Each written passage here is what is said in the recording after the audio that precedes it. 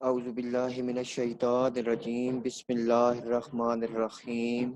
Welcome to ninth class in physics. आज हम लोगों ने जी Newton second law of motion जो है वो पढ़ना है।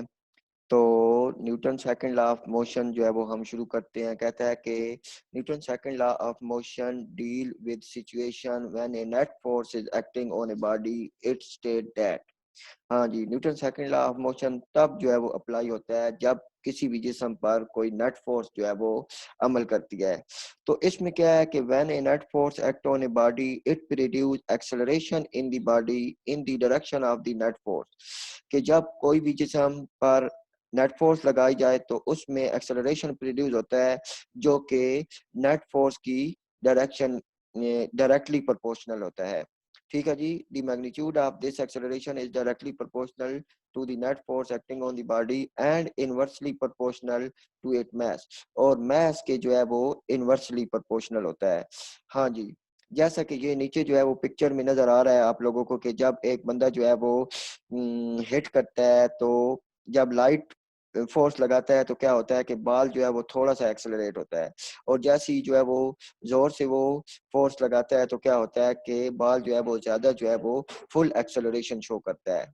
तो यहाँ पे जितनी ज्यादा फोर्स लगाएंगे उतना ही ज्यादा एक्सेलरेशन पैदा होगा। तो फोर्स और एक्सेलरेशन आपस में क्या है, डायरेक्टली प्रोपोर्शनल है। और सेकंड जो दूसरी बात इसने की है जी कि मैस के जो है वो इनवर्सली प्रोपोर्शनल है। तो मैस अगर भारी बाल होगी, ठीक है, तो वो उसकी एक्सेलरेशन जो है वो कम होगी और लाइट बाल की निस्बत। ठीक है जी। तो जितना ज्यादा मैस होगा उतनी जो है वो फोर्स जो है वो उतनी जो है वो एक्सेलरेशन जो है वो कम होगी। यानी फोर्स हम लगाएंगे और बाल जो है वो कम एक्सेलरेट होगा।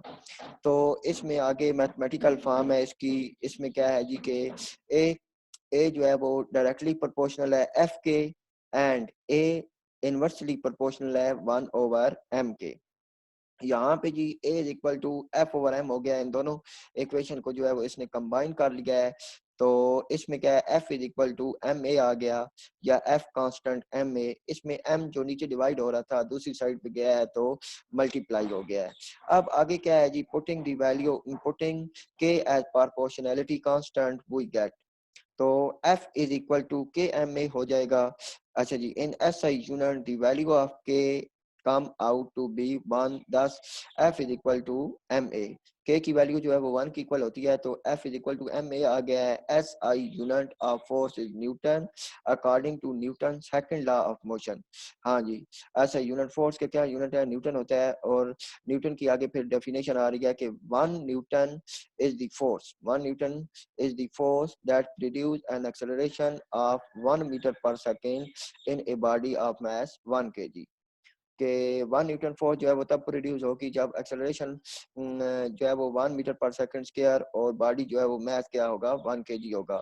1 newton is equal to 1 KG multiply 1 metre per second square, क्योंकि एक्सेलरेशन का unit metre per second square होता है और केजी जो है वो मास का यूनिट है, तो ये 1 KG metre per second square आ जाएगा। यानी 1 न्यूटन किसके इक्वल है, 1 KG metre per second square के। ठीक है जी। तो ये था आपका Newton second law of motion. मैं उम्मीद करता हूँ कि आपको बहुत अच्छे तरीके से समझ आया होगा। अगर कोई चीज़ आपको समझ नहीं आती है तो आप जो है वो दोबारा से वीडियो लगाकर वीडियो देख के जो है वो इस चीज को क्लियर कर सकते हो। आगे हमारे पास एग्जांपल है 3.1, find the acceleration that is produced by 20 Newton force in A mass of 8 KG. हाँ जी, हेयर एम हमारे पास कितना है जी, 8 केजी है, और एफ हमारे पास कितना है जी, 20 न्यूटन है। और ए हमारे पास है जी, ए हम लोगों ने क्या करना है, फाइंड करना है, एक्सेलरेशन फाइंड करना है ना। दो चीजें दी गई हैं, तीसरी हम लोगों ने फाइंड करनी है। तो फार्मूला लिखेंगे F is equal to M A, ये आपके सामने स्क्रीन पे आ गया। 20 newton is equal to 8 multiply A is equal to 8 को हमने खत्म करना है तो 8 दूसरी साइड पे डिवाइड हो जाएगा, 20/8 आ गया। और A is equal to 2.5 KG metre per second square divided by KG. Newton जो है वो किसकी इक्वल होता है, KG metre per second square की इक्वल होता है, अभी हमने पढ़ा है। तो केजी जो है वो केजी से कैंसिल हो जाएगा, तो एक्सेलरेशन आ जाएगा 2.5 मीटर पर सेकंड स्क्वायर। हाँ जी, उसके बाद हमारे पास है जी एग्जांपल 3.2 है, a force F acting on a body of mass 5 kg produce an acceleration of 10 meter per second square what acceleration the same force will produce in a body of mass 8 kg। तो इसमें हमारे पास m1 है 5 kg, m2 हमारे पास है 8 kg, a1 हमारे पास 10 metre per second square है, a2 हमने find out करना है। तो कंपैरिजन यहाँ पे जब हम जो हमारा आंसर आएगा वो कंपेयर करने चाहेगा f is equal to m1 a1, f is equal to m2 a2। तो दोनों इक्वेशनों को जब कंपेयर करेंगे तो एफ एफ से कैंसिल हो जाएगा, m1 a1 is equal to m2 a2 आ गया। अब हमने क्योंकि a2 जो है वो फाइंड करना है तो m2 को दूसरी साइड पे हम जो है वो डिवाइड कर देंगे, 5 मल्टीप्लाई 10 होगा इज इक्वल टू 8 kg। तो 8 को जब हम जो है वो यहाँ पे डिवाइड करेंगे तो a2 की वैल्यू आ जाएगी 6.25 मीटर पर सेकेंड स्क्वायर। ठीक है जी।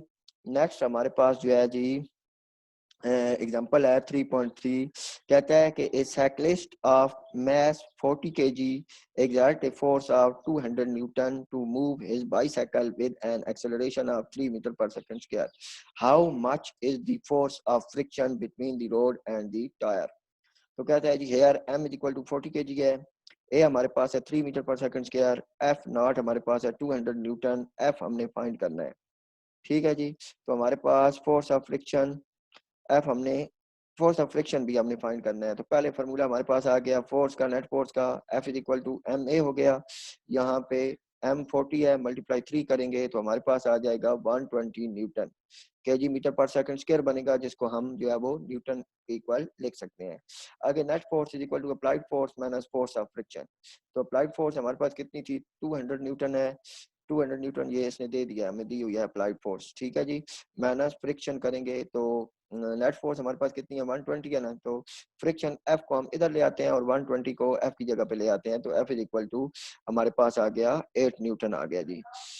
ये हमारे पास थर्ड न्यूमेरिकल भी हो गया है जी। अब हमने क्या करना है, मैथ और वेट जो है वो आपको इसका कंसेप्ट देना है कि अक्सर हम लोग यही समझते हैं कि जो मैथ्स है और वेट है ये दोनों सेम चीजें हैं, लेकिन फिजिक्स की रूह से ऐसा बिल्कुल नहीं है। मैथ्स जो है वो और चीज है और वेट जो है वो वेट एक्चुअली इक्वल होता है एम ए के, जिसमें या एम जी के, जिसमें जी की वैल्यू भी शामिल होती है।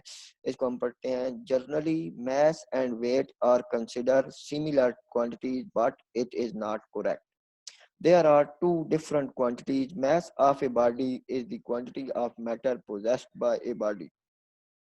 mass वो चीज है जो किसी भी कोई भी चीज है जो जितना वजन रखती है। ठीक है जी। mass of a body is the quantity of matter possessed by the body. It is a scalar quantity and does not change with change of place. ये scalar quantity होती है और इसकी वैल्यू जो है वो हर जगह पे सेम होगी, यानी जमीन पे भी, चांद पे भी, मरीख पे भी, हर जगह पे, खला में भी। ठीक है जी।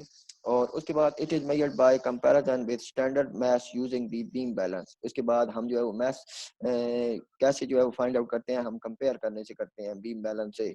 एक साइड पे जो है वो अननोन वेट रखते हैं और दूसरी साइड पे जो है वो नॉन मैथ होता है। ठीक है। और हमें जो है वो मैथ पता चल जाता है। On the other hand, weight of a body is the force equal to the force with which earth attract it.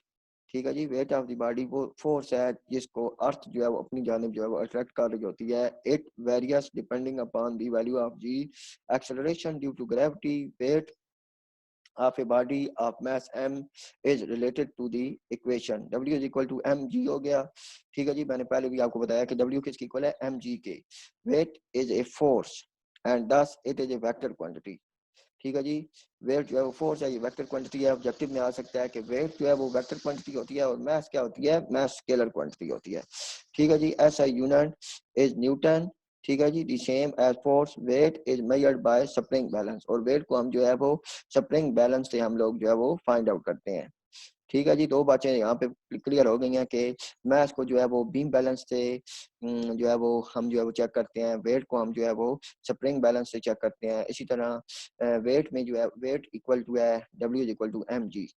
ठीक है जी। और मैथ्स की वैल्यू हर जगह पे जो है वो सेम होती है। ठीक है। उसके बाद नेक्स्ट है जी हमारे पास Newton third law of motion. हाँ जी, बहुत ही आसान। Newton third law of motion deal with the reaction of a body when a force act on it, let a body exert a force on another body b, the body b react against this force and exert a force on body a. The force exerted by body A on B is the action force, whereas the force exerted by body B on A is called the reaction force. Newton's third law of motion states that to every action there is always an equal but opposite reaction. कि हर action का जो है वो एक reaction होता है, लेकिन उसकी जो सिमत है वो जी क्या होती है कि उसकी अपोजिट डायरेक्शन में होती है। फॉर एग्जांपल इसमें हमारे पास आपको नजर आ रही है यहाँ पे भी एग्जांपल जो है वो बलून की, कि आप बलून में जो है वो हवा भरें और उसको जो है वो ऐसे जो है वो छोड़ें, तो क्या होगा, बलून जो है वो ऊपर जाएगा और उसकी जो एयर है वो उसमें से तेजी के साथ निकलेगी। तो बलून का ऊपर जाना क्या है, हवा का नीचे आना एक्शन है अगर, तो बलून का जो ऊपर जाना है वो क्या कहलाएगा, रिएक्शन कहलाएगा। उसके बाद है जी हमारे पास ये हमें एक्सप्लेन करने लगा है, कहता है कि consider a body lying on a table as shown in figure, the weight of the book is acting on the table in the downward direction, this is action. हाँ जी, बुक का वेट है वो नीचे की जानिब है, तो इसको जो है वो एक्शन का नाम दिया गया है। The reaction of table act on the book in the upward direction. Consider another example. Take an air-filled balloon as shown in figure. When the balloon is set free, the air inside it rushes out and the balloon moves forward. In this example, the reaction is by the balloon that pushes the air out of it when set free. The reaction of air which escape out from the balloon act on the balloon. It is due to this reaction of the escaping air that move the balloon forward. जो वो example जो मैंने आपको पहले बता दी कि हवा जो है वो तेजी से बलून में से निकलेगी और बलून जो है वो ऊपर की जाने जाएगा। यही जो है वो सेम रिएक्शन जो है वो रॉकेट में जो है वो यूज होता है कि हॉट गैसेस जो है वो तेजी के साथ नीचे निकलती हैं, ठीक है जी, और जो रॉकेट है वो ऊपर की जानिब जो है वो मूव करता है। A rocket such as shown in figure move on the same principle. When it fuel burn, hot gases escape out from a tail which a very high speed. The reaction of these gases on the rocket causes it to move opposite to the gases rushing out of a tail। ठीक है जी, rocket जो है वो तेजी से ऊपर की जानिब जाता है और इसमें जो गैसेज हैं वो जो है वो नीचे निकलती हैं। हाँ जी, नेक्स्ट हमारे पास क्विक क्विज हैं, ये आप लोगों ने खुद से सॉल्व करने की कोशिश करती हैं। How much force you need to prevent the book from falling, which is action, is there is any reaction, if yes when it is a direction। अच्छा, इसमें आपको पास ये एनिमेशन भी एक जो है वो समझ आ रही है कि जितनी हम इसमें ये एयर फिल होती है, एयर फिल जब उसकी कैपेसिटी लिमिट जो है वो ज़्यादा हो जाती है तो बलून रॉकेट जो है वो ऊपर की जानिब जाता है। हाँ जी, उसके बाद यही चीज़ें थी जी जो हमने जो है वो आज पढ़नी थी।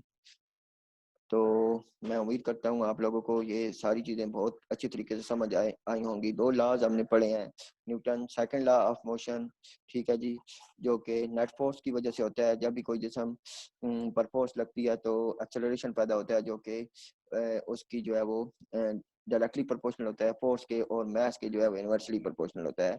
उसके बाद कुछ एग्जांपल हमने देखी हैं जिसमें हमने एक्सेलरेशन फाइंड आउट किया। उसके बाद नेक्स्ट हमने देखा है जी न्यूटन जो है वो थर्ड लॉ ऑफ मोशन के एवरी एक्शन का, हर एक्शन का एक रिएक्शन होता है और उसकी सिमत जो है वो हमेशा अपोजिट में होती है। उसके बाद मास और वेट का जो है वो हमने कंसेप्ट जो है वो देखा है। तो यहाँ पे हम अपना जो है वो लेक्चर जो है वो ख़त्म करते हैं। मैं उम्मीद करता हूँ कि आप लोगों को बहुत अच्छे से तरीके से समझ आया होगा। ठीक है जी, इंशाल्लाह जो है वो कल हम एक नए जो है वो लेक्चर के साथ जो है वो मुलाकात करेंगे।